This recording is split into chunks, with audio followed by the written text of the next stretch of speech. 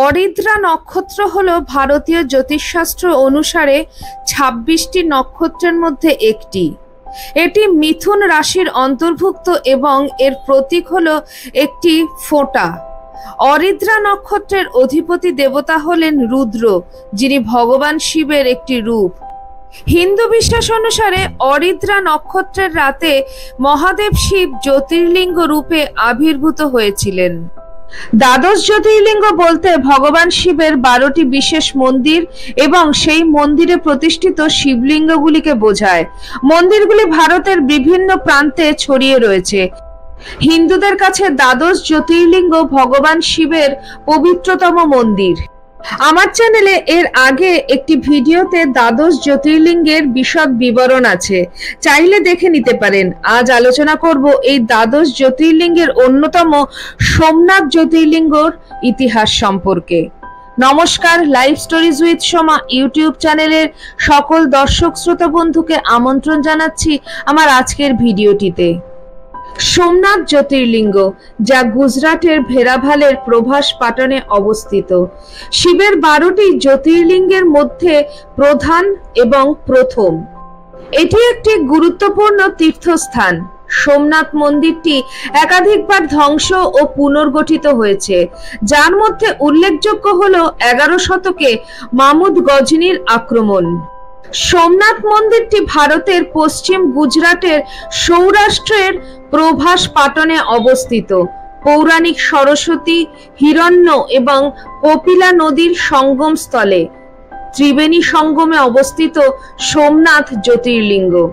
এটিকে জ্যোতির্লিঙ্গের মধ্যে প্রথম স্থান হিসাবে বিবেচনা করা হয়, প্রথম স্থান যেখানে ভগবান শিব নিজেকে প্রকাশ করেছিলেন। বিশ্বাস করা হয় যে মূল মন্দিরটি সত্যযুগে চন্দ্রদেব সোনা দিয়ে তৈরি করেছিলেন, ত্রেতা যুগে রাবণ রূপা দিয়ে তৈরি করেছিলেন এবং দাপর যুগে ভগবান শ্রীকৃষ্ণ চন্দন কাঠ দিয়ে তৈরি করেছিলেন। এই মন্দিরটি বিভিন্ন আক্রমণকারী দ্বারা বহুবার লুটপাট এবং ধ্বংস করা হয়েছে। এই আক্রমণকারীদের মধ্যে উল্লেখযোগ্য হলেন গজনীর মাহমুদ, আফজল খান, আলাউদ্দিন খিলজির সেনাপতি মুজাফফর শাহ, মাহমুদ বেগদা এবং পরে আওরঙ্গজেব। অনেক শাসক মন্দিরটি পুনর্নির্মাণও করেছিলেন। তাদের মধ্যে উল্লেখযোগ্য হলেন উজ্জয়িনীর শ্রী বিক্রমাদিত্য প্রায় 2500 বছর আগে, বল্লভী রাজারা 480 থেকে 767 খ্রিস্টাব্দের মধ্যে, 11 শতকে অহিলাওয়ারার ভীমদেব এবং জুনাগড়ের রাজা খাঙ্গারা 1351 খ্রিস্টাব্দে এবং আরো অনেকে। এটি প্রায় 17 বার পুনর্নির্মাণ করা হয়েছে। আধুনিক কাঠামোটি 1947 সাল থেকে 1951 সালের মধ্যে ভারতের প্রাক্তন উপপ্রধানমন্ত্রী সর্দার বল্লভভাই প্যাটেল বেলে পাথরে তৈরি করেছিলেন। এবারে শুনবো সোমনাথ জ্যোতির্লিঙ্গ মন্দিরটি তৈরি করার পেছনের ইতিহাস কি। বিশ্বাস করা হয় যে চন্দ্র দেবতা দক্ষ প্রজাপতির 27 জন কন্যাকে বিবাহ করেছিলেন, তবে তিনি অন্য সকলের থেকে রোহিণীকে প্রাধান্য দিতেন। এতে প্রজাপতি ক্ষুব্ধ হন। তিনি চন্দ্রদেবকে তার প্রেমের ক্ষেত্রে নিরপেক্ষ থাকার জন্য জোর দেন। যখন চন্দ্রদেব তার সতর্কবাণীতে কান দেননি, তখন প্রজাপতি তাকে অভিশাপ দেন এবং চন্দ্রদেব তার ঔজ্জ্বল্য হারিয়ে ফেলেন।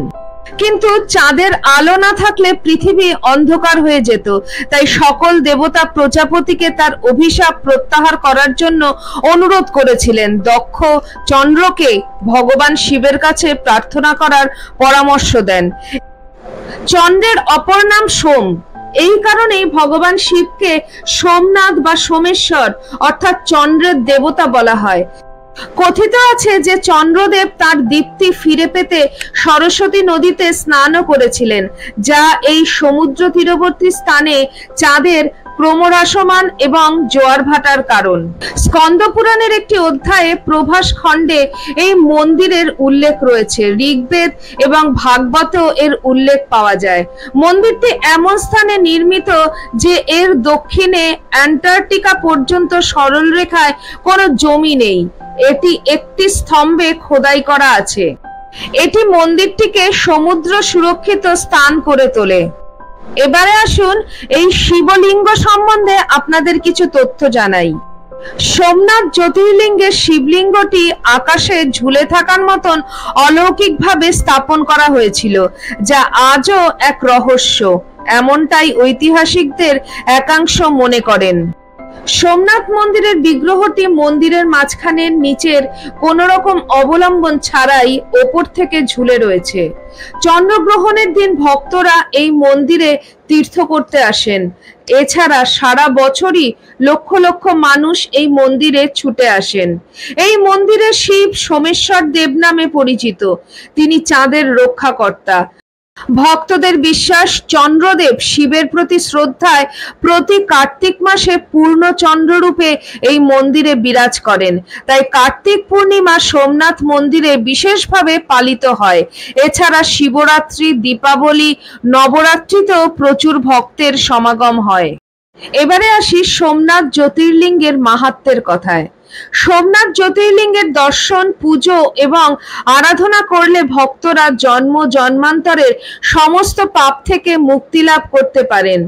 সেই ব্যক্তি শিব ও পার্বতীর অক্ষয় আশীর্বাদের পাত্র হন। এখানে পুজো করলে মোক্ষ লাভের পথও প্রশস্ত হয়। আজকে আপনাদের শোনালাম 12টি জ্যোতির্লিঙ্গের মধ্যে প্রধান এবং প্রথম জ্যোতির্লিঙ্গটির কথা। আপনাদের কেমন লাগলো অবশ্যই কমেন্ট সেকশনে কমেন্ট করে জানাবেন। চ্যানেলের নতুন বন্ধুদের কাছে আমার একান্ত অনুরোধ, সাবস্ক্রাইব বাটনটি প্রেস করে পাশে থাকা বেল আইকনটি ক্লিক করে দেবেন, যাতে পরবর্তী ভিডিওতে আপনার সাথে আমার আবার দেখা হয়। আজকে এই পর্যন্ত, আবার খুব শিগগিরই দেখা হচ্ছে আপনাদের সঙ্গে কোনো একটি নতুন ভিডিওতে। সবাই ভালো থাকুন, সুস্থ থাকুন। হর হর মহাদেব। জয় ঠাকুর, জয় মা, জয় স্বামীজি।